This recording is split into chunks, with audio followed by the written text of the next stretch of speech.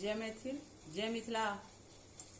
सब सखी मिली तोरे सरसों के सगवा, डनिया तोरे बेटा मुरिया गे। सब सखी मिली तोरे सरसों के सगवा, डनिया तोरे बेटा मुरिया गे।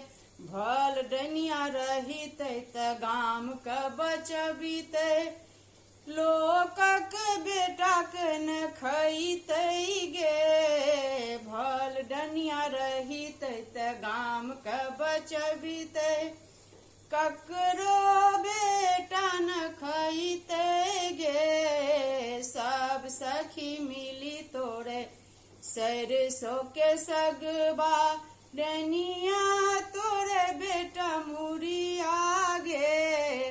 धुर गे डनिया गे निर्लजिया, झिझिया में नजर लगे लगे।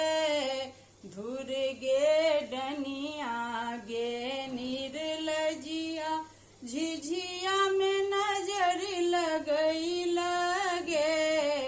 सब सखी मिली तोरे सरसों के सगिया, डनिया तोरे बेटा मुरिए गे। धन्यवाद मैथिलगण।